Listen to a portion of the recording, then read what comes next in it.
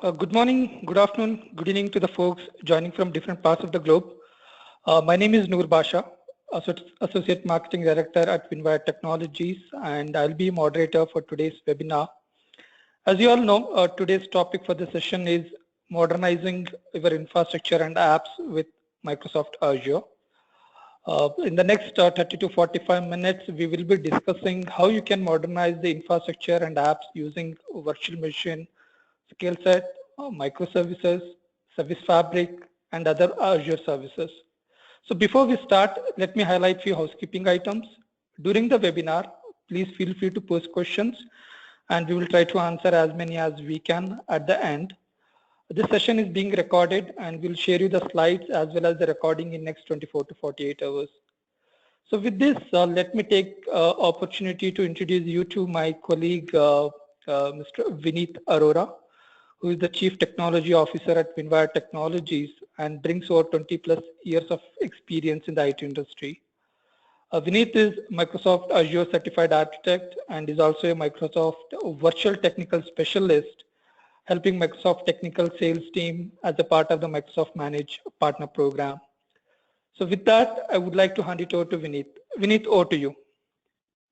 Thank you, Neil. Good morning, good afternoon, and good evening if some people are joining from the other part of the world. As Noor said, I'll be your presenter today. And hopefully all of you have seen the description that we provided for the webinar. The focus is just talking more to you about how do you look at cloud as your cloud journey to modernize every aspect of what you have been building for your solution, the infrastructure, the apps, and also the data part of it. And this webinar is a part of an in-person event that we are also conducting in different cities across the US. We'll be happy to see some of you or others join. That will be a much longer duration, half a day, which we'll be spending and talking about various examples of how we have at Winwire helped other customers modernize their infrastructure, apps, or data. This is more of an introduction to the same topics, and we'll be happy to answer any questions.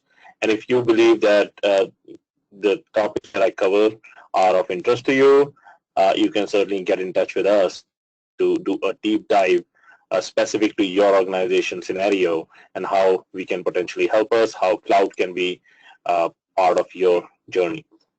I'm assuming many of you have already either tried out or already ways ahead into moving your applications into the cloud. But one of the things that I wanted to cover is the need for cloud has been there, has been established, but the expectations have also changed based upon the availability of different kinds of environment, different kinds of infrastructure. When you move to the cloud, your expectation is 100% uptime. You should be able to leverage smaller setups to much larger setups, right? And then, of course, just an ability to deliver just-in-time speed. You're not waiting months on months to either get your infrastructure or your apps up and running, right? That's something which is very, very clear. If you look at the history, I'm sure if you've been in the industry, IT industry for a while, from the eras of the mainframe to the era of client server, to the era of web, where many of us have grown, to the era of cloud, where it is very, very important, right, to plan for the right architecture, which will work in the right environment, right? When we used to have mainframes, applications were written in a particular way. When we moved to client server, things started changing. Web, of course, changed the whole game plan on how we will architect, deploy, manage, and update applications. The cloud brings the same kind of environment challenges when, as you're moving to the cloud, many organizations have looked at scenarios where they can take the current app, move it into an infrastructure, and that's it.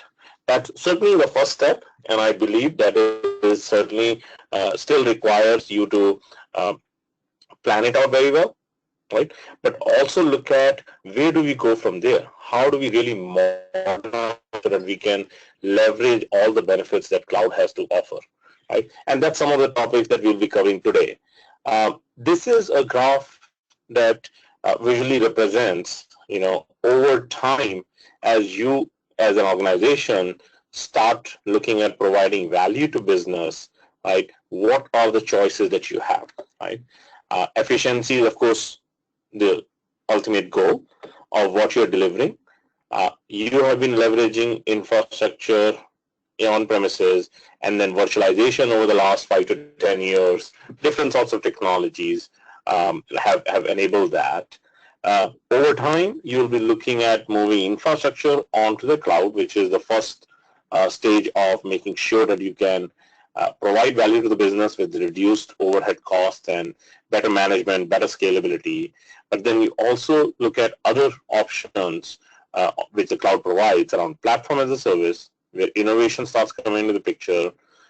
You can start looking at building new types of applications.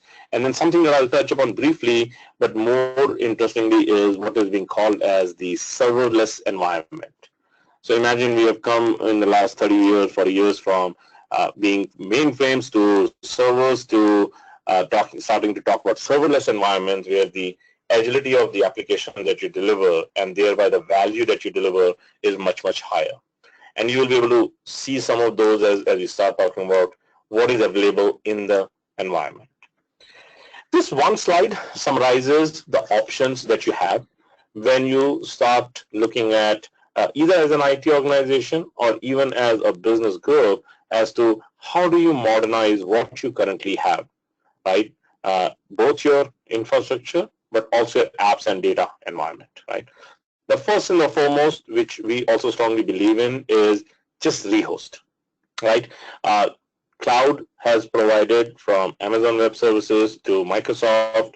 The first option is to take your existing applications with all the environments that they're using, how many machines, servers, databases, everything they're using, do what is called a lift and shift and just rehost it into a new environment, and thereby achieve a cost saving of the overheads that you around everything from management to cooling environment to physical spaces that you sort of get rid of.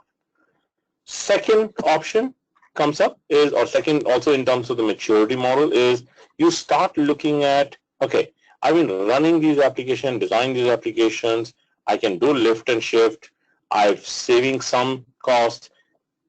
How do I really take the advantage of all that scalability and mutability that the cloud has to offer? I need to look at refactoring those applications. That means changing the way you are designing, changing the way you're managing, changing the way you're deploying those applications. For that, you need to refactor, not rewrite. And mind you, that's an important point. You're refactoring how the application is packaged and deployed. Then does come an option that you may want to look at, okay, start looking at redesigning itself. And we'll touch upon the options, some of the options that you have on how you need to start looking at your core application itself once you have taken care of your infrastructure and your deployment mechanism. You have improved on that. And then there is also an opportunity to look at, okay, now I have new business scenarios, now I have new opportunities, new innovative solutions needs to be deployed. Can I rebuild that with the new business requirements directly as a cloud native application?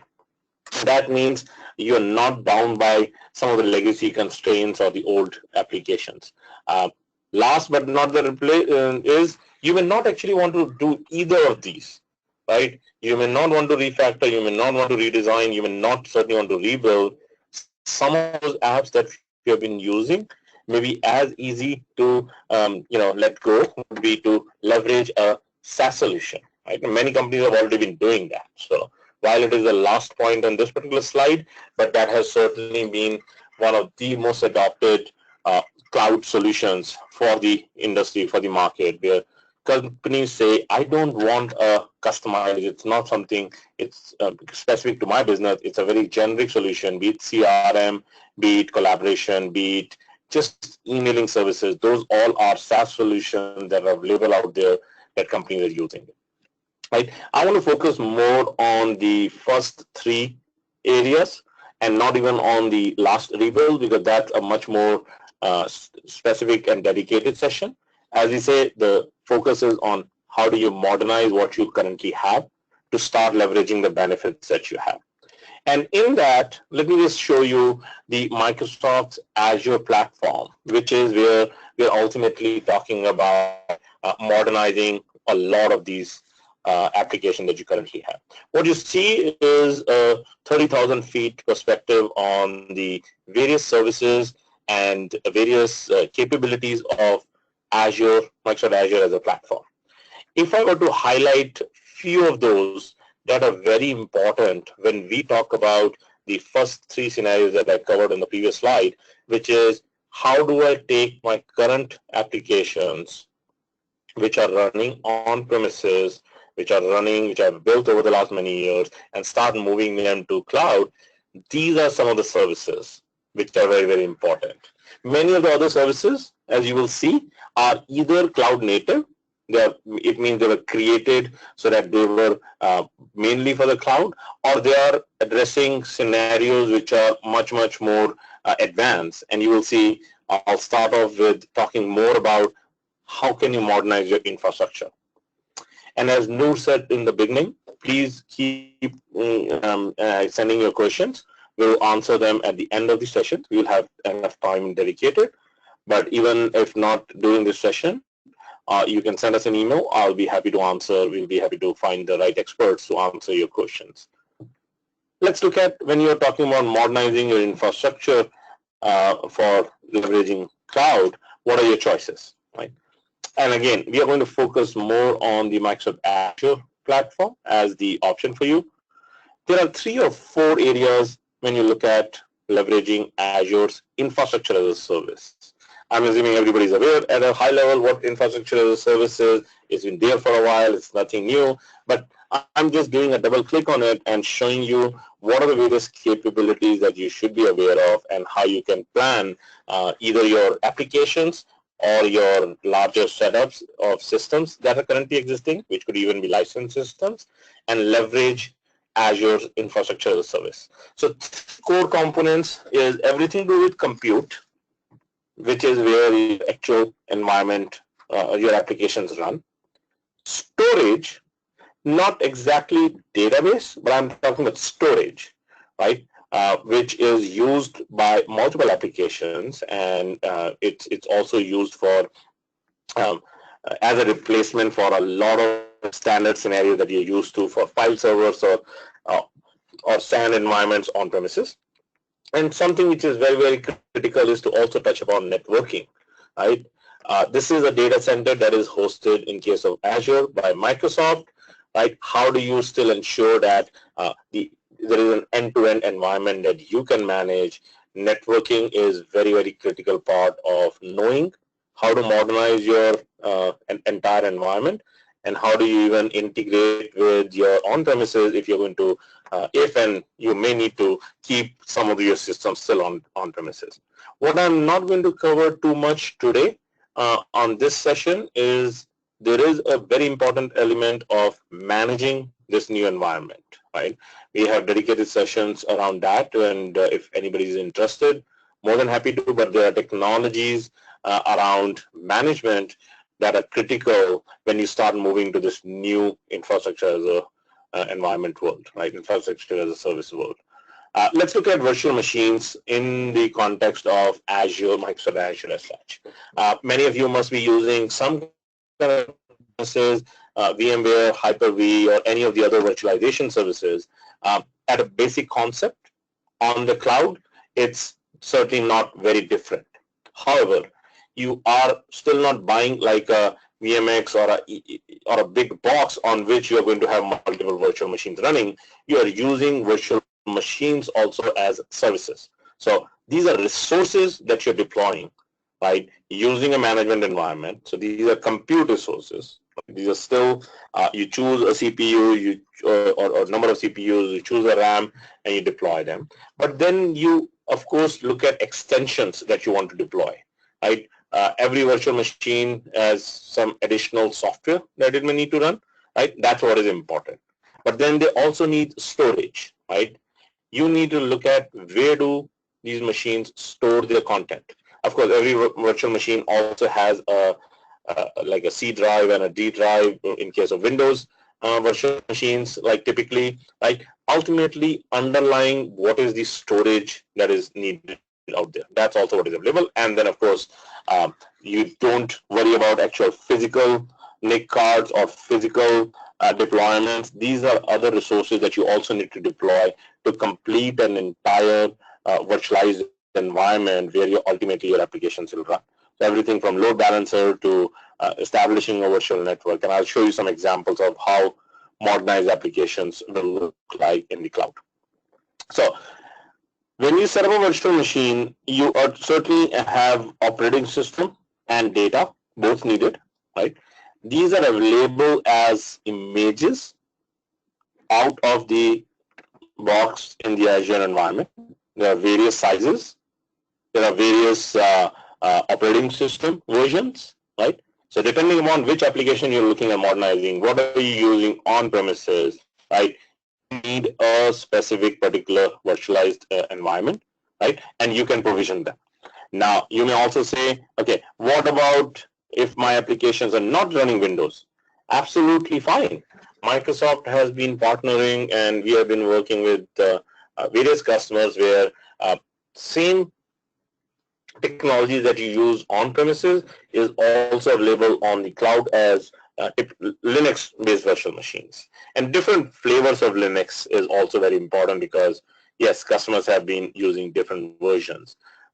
Certainly, some of the older versions of Linux are not going to be available. So some of it may require, refactoring or redesigning or making sure that they are running on the latest version of Linux. But there are still last 2-3 versions of Linux in case of Ubuntu that is being shown is available to you. Microsoft also did a partnership with Red Hat, which is one of the largest Linux and sort of vendor out there. So there is, of course, virtual machines available for Red Hat also. Then there are what is called Azure certified images. These are images where you don't need to even worry in certain cases about deploying a software, right? These images have pre-installed softwares, like even things that are Microsoft owned, like Dynamics or SQL Server or SharePoint, but also from other vendors where they have partnered with, so like Oracle, right? Oracle or IBM DB2, these are pre-configured virtual machines with softwares already pre-installed, and you can just provision them and then deploy your piece or your data or your application code. Last but not the least is it's certainly an open environment. There are people, there are community members who are building very specific images with certain extensions, certain setups already done, and they're contributing to what is called the Azure Marketplace, right? And they are images that people are contributing that others can use, right? They're mostly open source technologies based. Is taking care of making it simple for other users not to set up all the environment, but reuse this and then customize it to their needs. When I talked about extensions in the previous slide, let me just show you some examples of extensions. Many virtual machines, while they have the base operating system and some software, right, there are tools and technologies that many organizations need, right? Not that they are bundled into the image, they are available as extensions. Now, there is no CD drive, there is no DVD drive that you have somewhere where you can put it and install these additional softwares. So what Microsoft has done is partnered with these organizations like Symantec or for their own tools around security and monitoring, and with Trend Micro and others, where they have provided them to be installed behind the scenes on your behalf when you provision a hardware, a virtual machine. And then there are other clients and tools which you may want to add to an existing virtual machines. All these are partnerships, right, that Microsoft has done so that you may need this, you pick and choose and install it on your infrastructure. They are all available on the marketplace. With a matter of a few clicks, you can add those services on top of your existing, on top of the new environment that you're setting up, so that when you are looking at modernizing, right, You don't need to worry about, okay, what tool am I going to use? I've been using this old tool. Maybe there is a better tool out there available and you can deploy that. So it's around security, deployment, configuration. All these are additional tools, extensions that you can add to your virtual machine, your hardware, that your virtualized hardware that you're deployed, so that you can leverage those features and functionalities. Just a quick snapshot. This continues to change. I won't go into the specifics. If you go to Microsoft website, a lot of these details are available. There's a wide variety based upon your need, right? How much you will of course need to experiment with how much you're spending right now on premises to run your applications. And when we say there are benefits to moving to the cloud, it's not only cost benefit, there are other benefits, but you still need to keep the cost in mind, that you don't end up using something that is not right for your application and it actually ends up costing you more than if you were to run it on premises. Each of those that have been highlighted have a specific scenario around the CPU or the RAM that is available, right? I'll just give you a quick snapshot. It's not a formal demo, but if you are on Azure Management Platform, which I'm assuming many of you have looked at it, right? The same set of virtual machines that I talked about, right? All of them are listed out here. These are the ones that Microsoft has published, and you can create those. And of course, this is just showing featured. You can look at all of them. But what I'm showing you on the previous slide is when I select any one of them, right? One of the things that I do need to select is what is the actual underlying RAM and CPU combination that is important for me. So the size is very, very critical and important. And if I just show you the options for the size, right? Let me just pull here.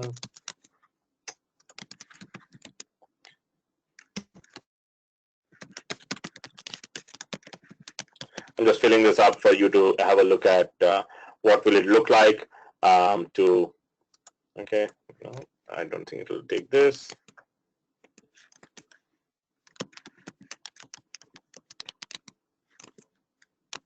Okay.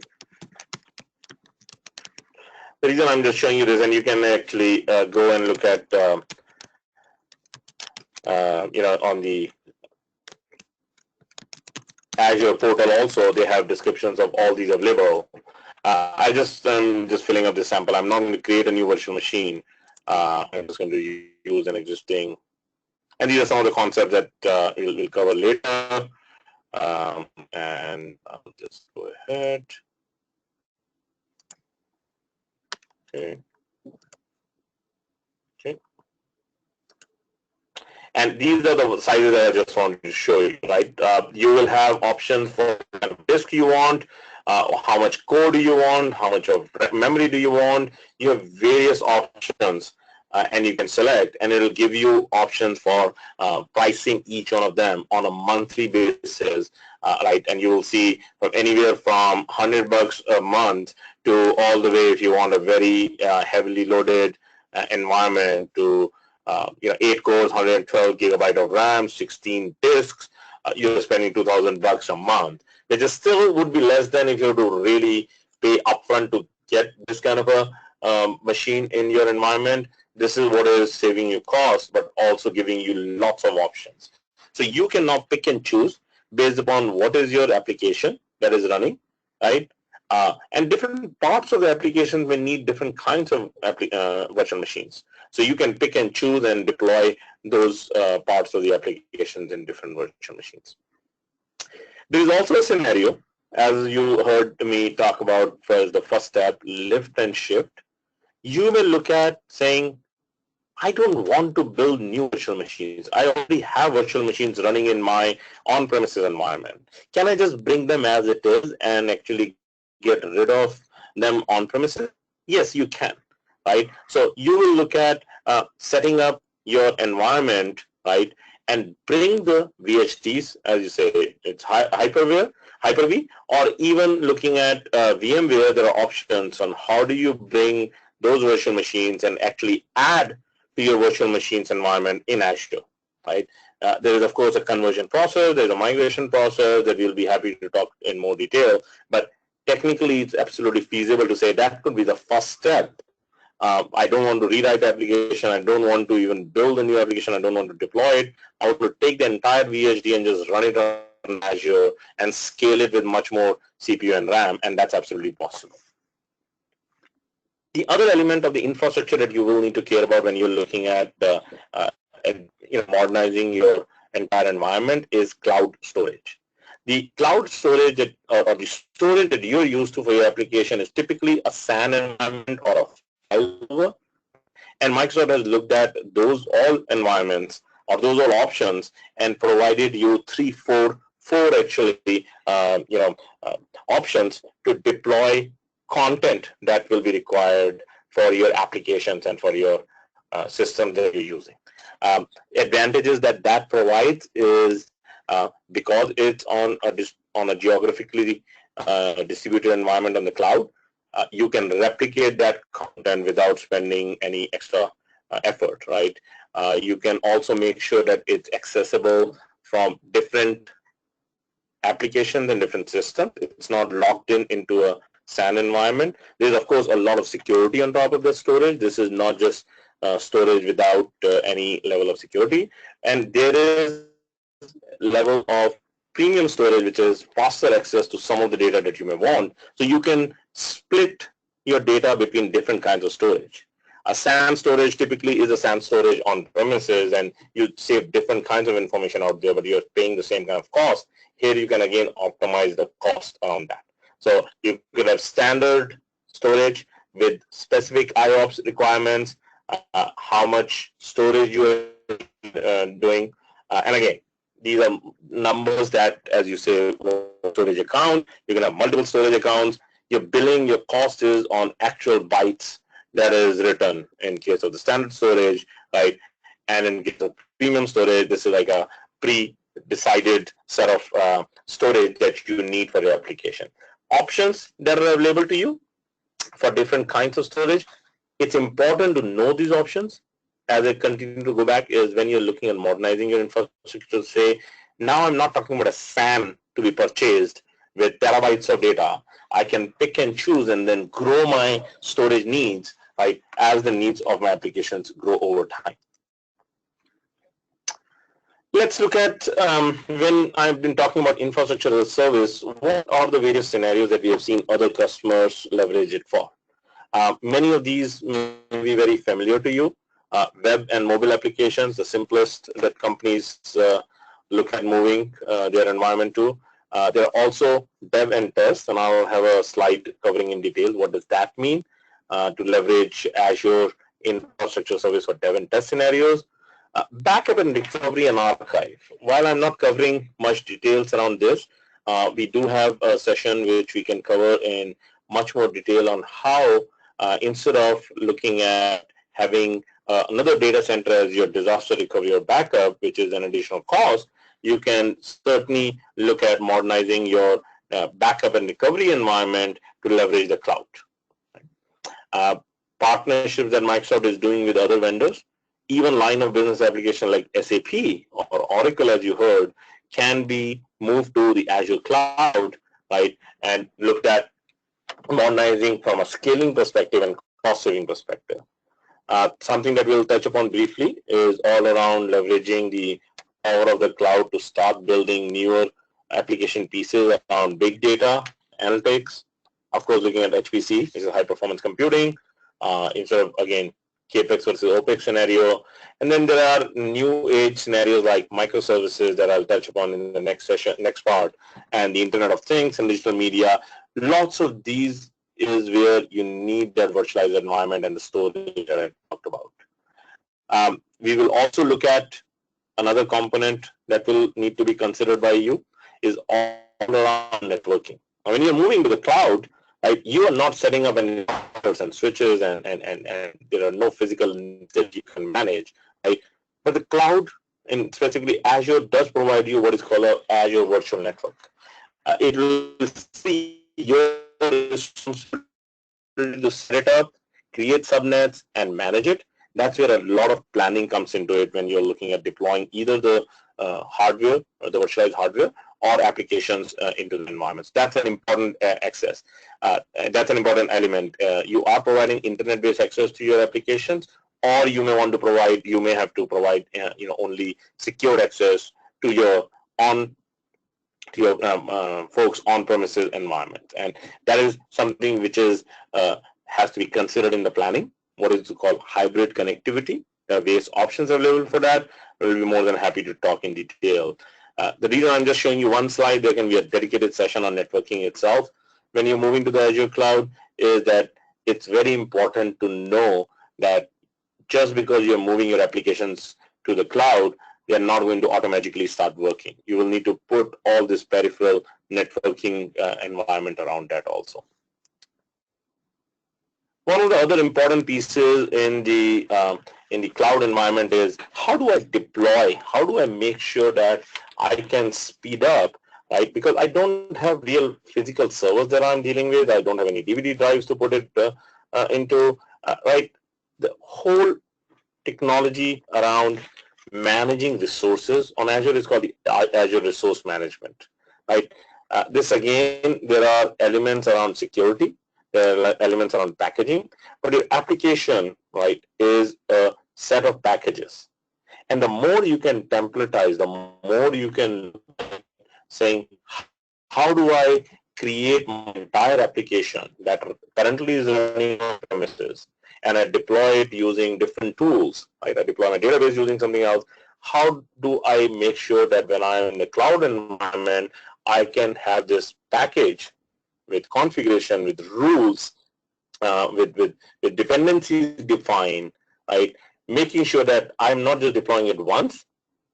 Once I deploy it into a particular instance of my cloud subscription, right? I can create another copy of it, and I can tweak certain parameters, and I can redeploy it, right? Instead of doing everything manually, you're looking at automating. Now, this could include what I've touched upon until now, virtual machines deployment, but also other elements, right? This is scripting that many infrastructure folks are used to when deploying and managing hardware on premises.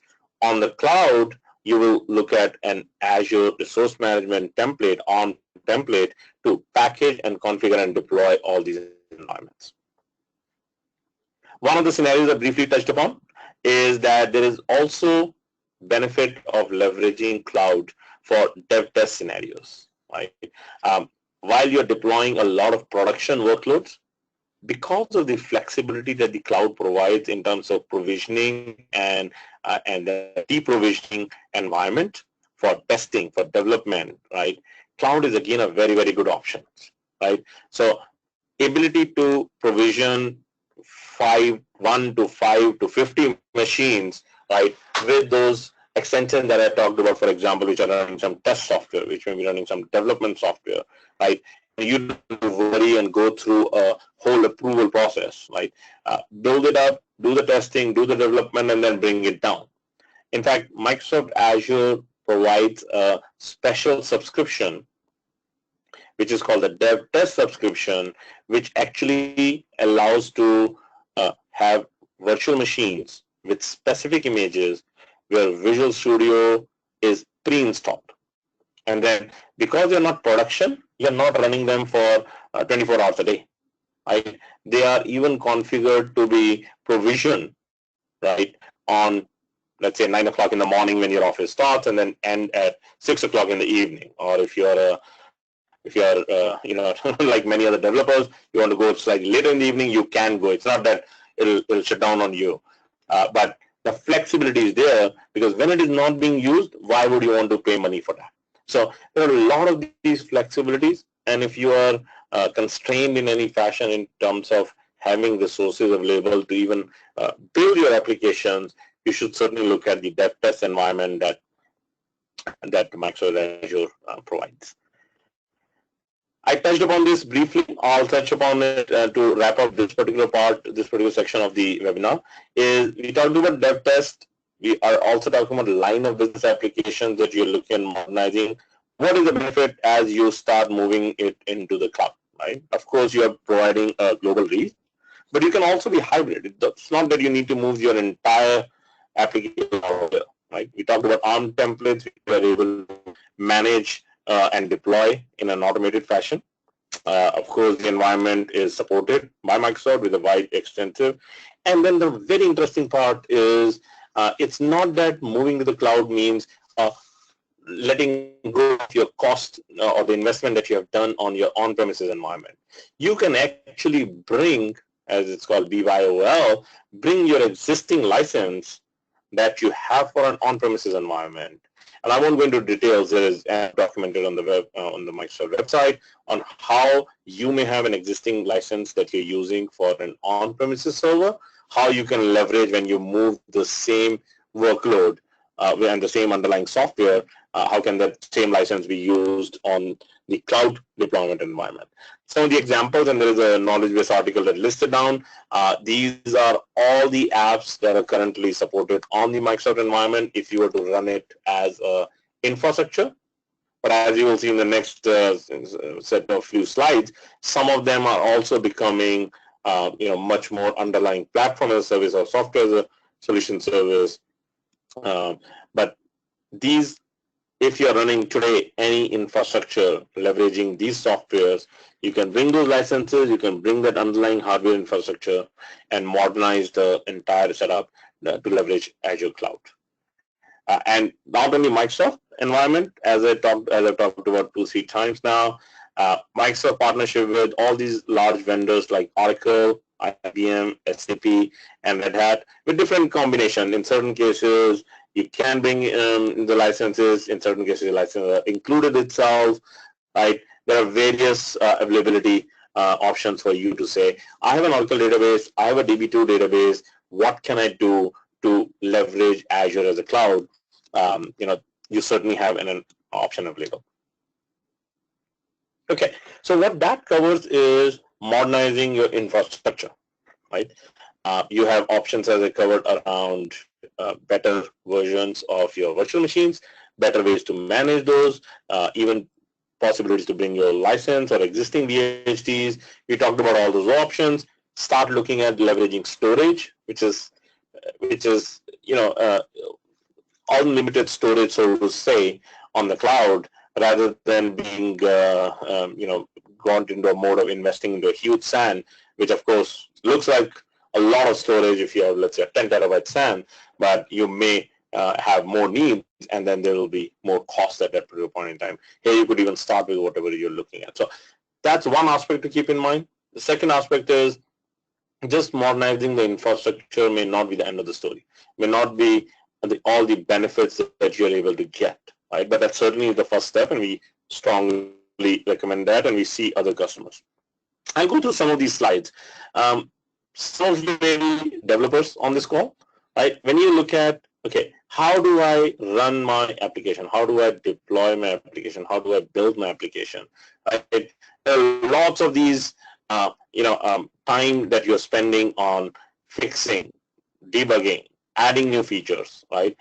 And fixing the features someone else added, right? Because they may not have considered the ripple effect of it, right? And maybe then ultimately coming to a scenario where you can actually build a new application because somebody has been asking that for 6 months, but you're also buried down into working on actually, as I said, fixing the current applications. At the same time, your peers on the application admin side, on the infrastructure side again, are not only managing the infrastructure that I just talked about, but also have to take care of maintaining your existing application, helping you as a developer redeploy them. If something goes wrong, identifying what is going on, and then troubleshooting that from, okay, this feature was added, but now it's working slow, or this storage is not working, right? And then, of course, deploying new applications if you build them and if you get time. But a lot of time is being spent in doing some of these, right? When you look at modernizing the application, certainly you cannot say, oh, let's throw away the old app. Somebody's saying, let's modernize, let's rebuild, and we'll do everything. Remember, one of the first slides that I covered is you can look at refactoring, you can look at redesigning rather than just rebuilding. So you can't throw away the old app, right? You, of course, cannot even stop adding new features because business needs will continue to grow and you will need to add more features. You, of course, cannot even say that, okay, this is it, I will not maintain. Neither of these things you can do, but you can, of course, make it easier. And that's what I mean when I say modernize your app environment, is to use new tools, new ways to code, and keep on incrementally adding that value to your app's environment. Remember, we are still not talking about rebuilding the entire app. While some of these topics that you will hear about can be good basis for thinking about rebuilding the app, but they are not necessarily always the first choice because you currently already have an app that you're modernizing, which is around legacy modernization. One of the important technology revolution that has happened, in addition to, of course, virtualization over the last few years, but over the last few months and years, is all around containers. Now, this is not a container session, so I'm not going to go down into the technologies.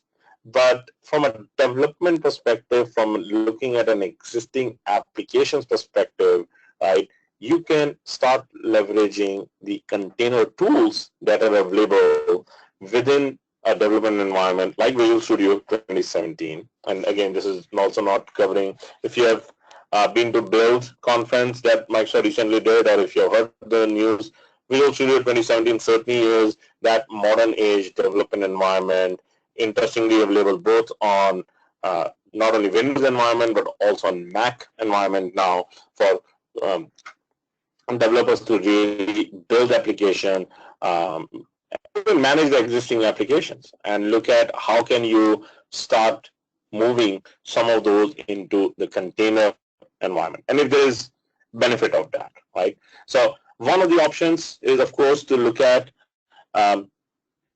modernizing your applications, leveraging containers approach, right? The idea is that you're individually building and deploying pieces of functionality that is specific to your application, right? The application may not have been designed for that, but you can start adding, let's say a new feature has to be added. Can that be planned around having a container approach, right?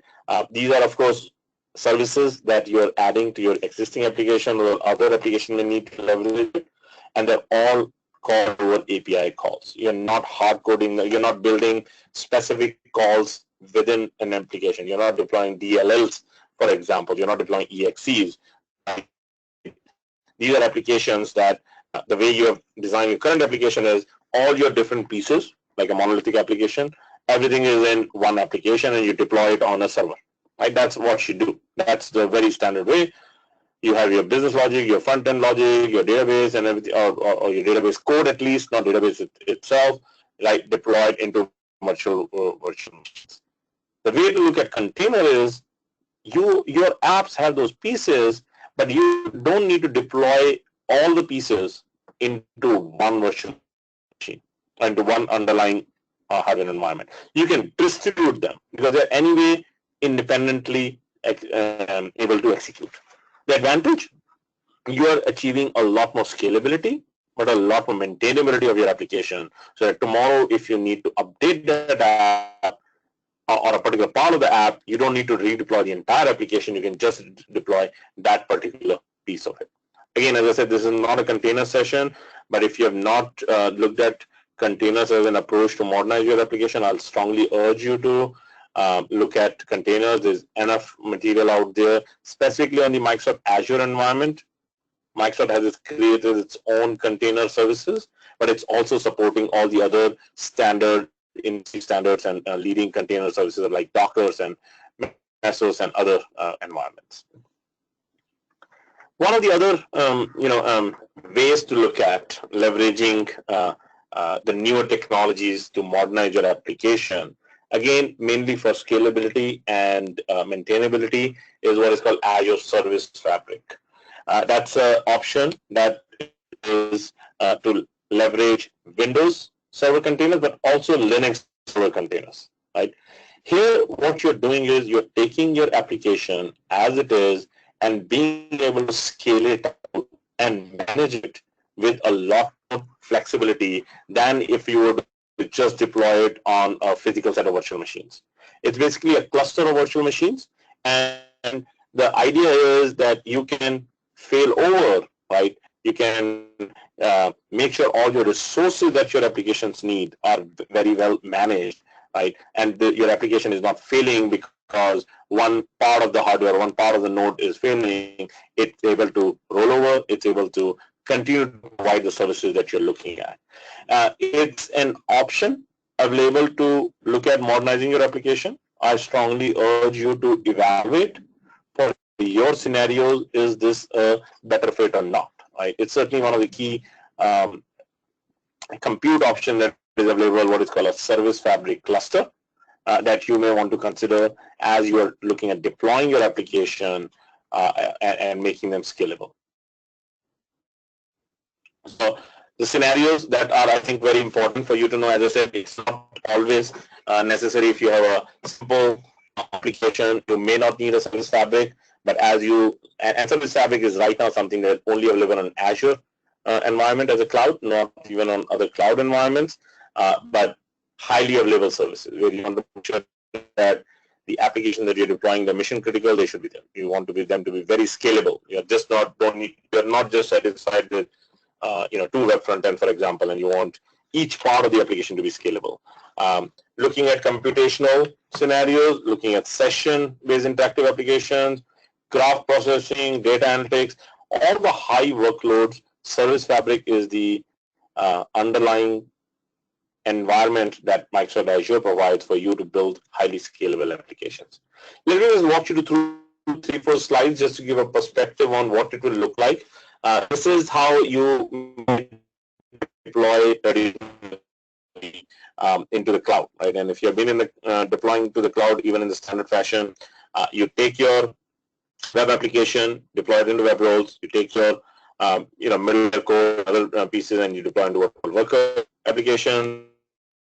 The right side is what is the deployment package. You deploy it and you run it on different. Each of those globes or the thing shows that those are underlying. There is a virtual machine behind it, right? There's a VM instance that is running behind it.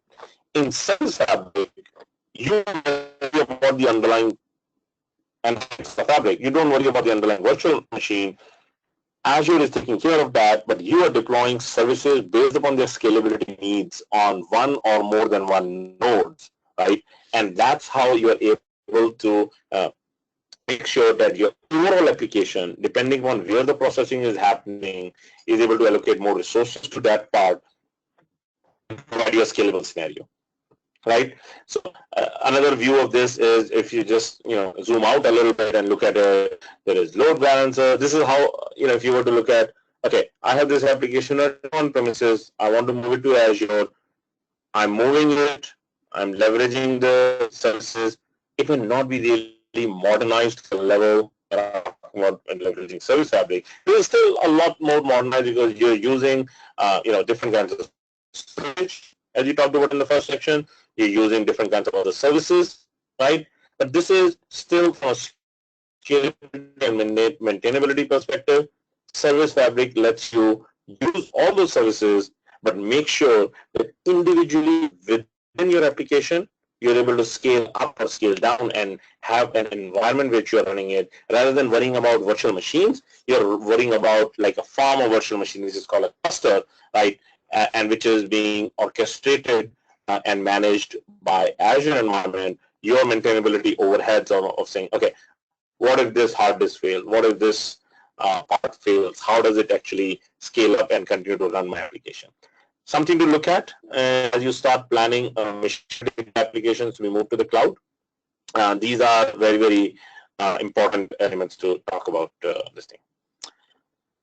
I'll skip in the interest of time and just end with this one slide on the Service Fabric. Because if you have been doing some cloud-based applications, one of the other ways to modernize them, you have already done the first step of modernization to move it from virtualizer of physical hardware on-premises to a cloud, is to, of course, look at Service Fabric that actually takes to the next level of scalability and maintainability that you need to look at. This one slide sort of summarizes when you're looking at scenarios where you don't want to always, right, move everything to the cloud. which is hybrid scenario, right? What do I do, right? I want to keep either my database or some of my other environments on premises also, right? These are for each of those scenarios. What are the technologies, right, that are available? And as I said, I'm not going to cover topics like Azure Active Directory or Operations Management Suite, but in the overall modernization roadmap, you should consider those to be an integral part of your planning and designing and investment that you're doing to make sure that you're moving towards that. Last part, while we have talked about infrastructure, while we have talked about apps and how there are options available to modernize those apps, and there are many other topics that in the interest of time are not covered, we'll be covering in the in-person session.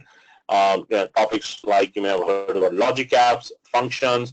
Those are, remember that one slide that I showed you where you're moving towards serverless.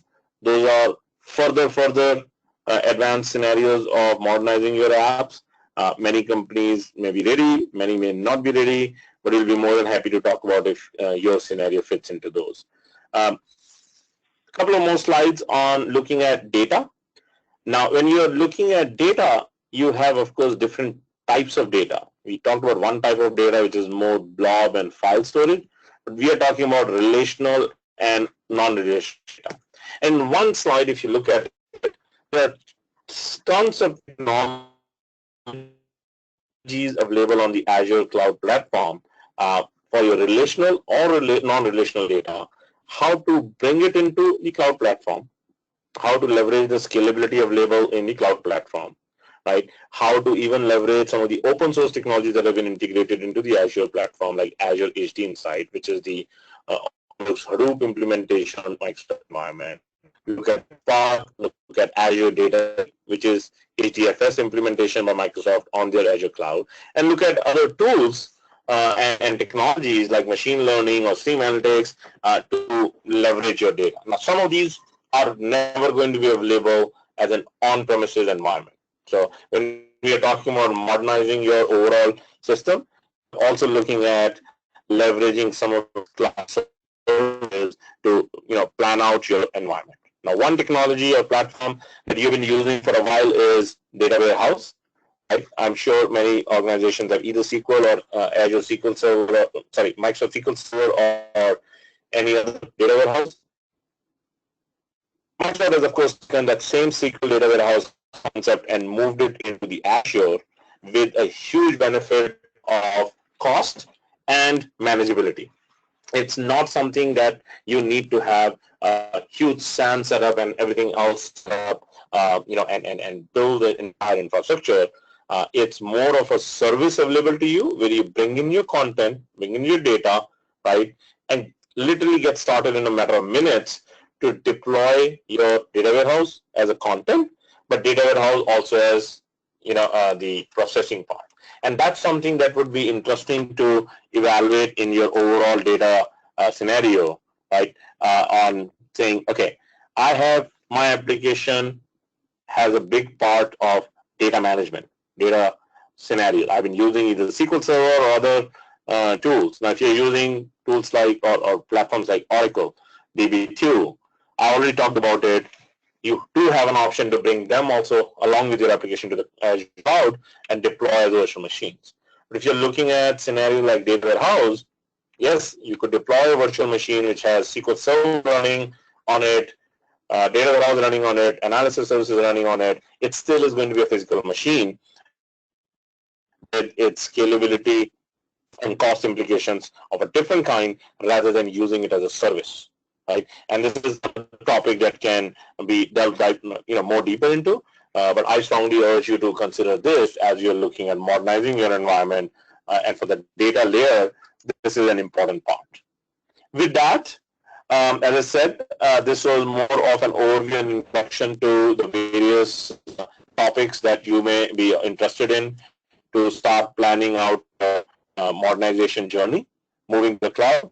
Or if you are already leveraging the cloud, which is great, how there are newer technologies available even within the Microsoft Azure cloud, or newer capabilities like newer virtual machines that you may not have seen, how you can modernize your entire application system and platform. I'll pause here and see, Noor, if we have got any questions. Folks, please do send out your questions. And if not right now, do reach out to us on our social channels. We do have another webinar coming up very soon on Dynamics CRM, and we will be happy to answer any questions right now. Thanks, Vineet. Thanks for the high-level overview.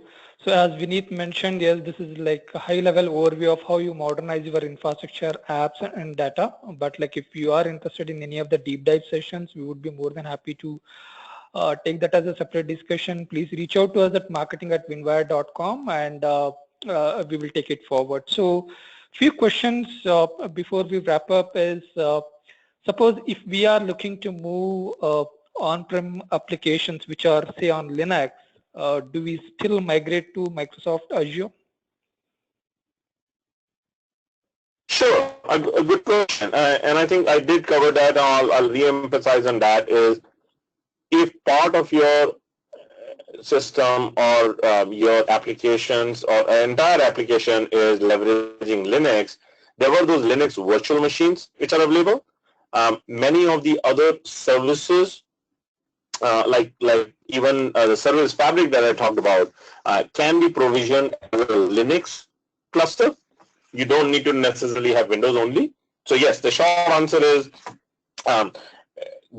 given the compatibility or making sure the compatibility of the versions of Linux that you're using and your application can leverage one of the versions that is available in the Azure environment. There is virtual machines available. There are service fabric clusters which are available for Linux for you to move your Linux-based applications to the Microsoft Azure cloud also.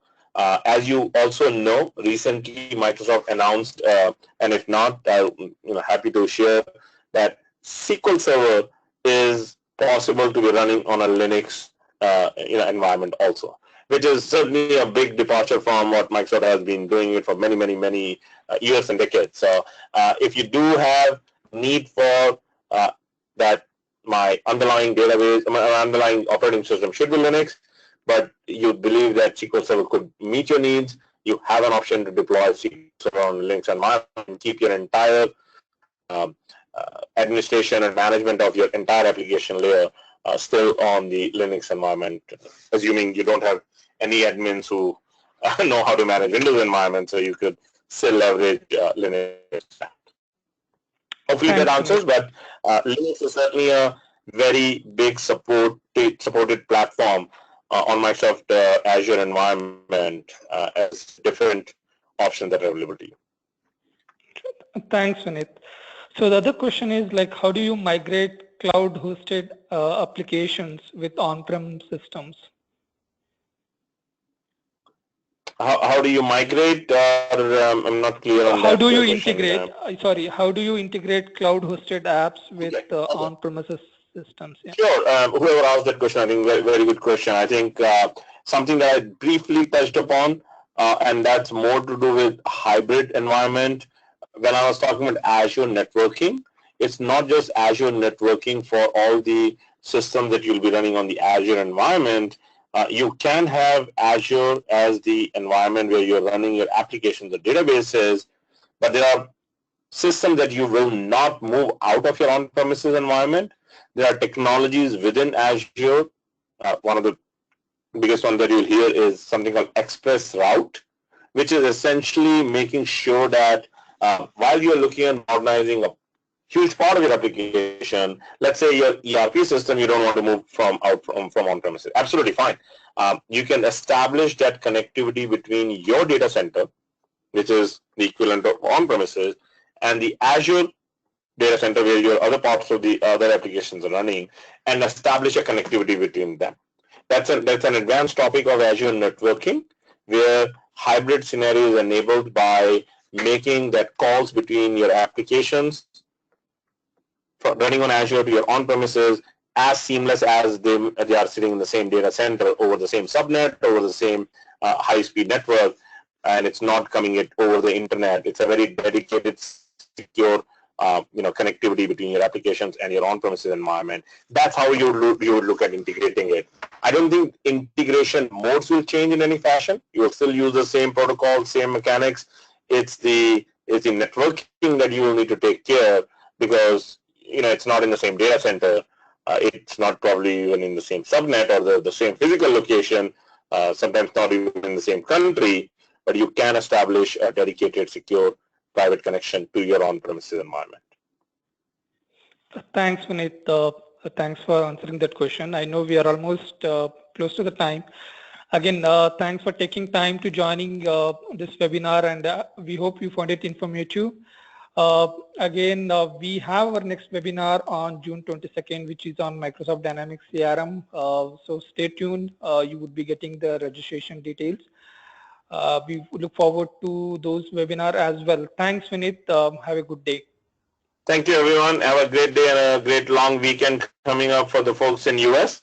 I really appreciate your time. Hopefully you got the best value of your time spent out here. Thank you, everyone. Thank you.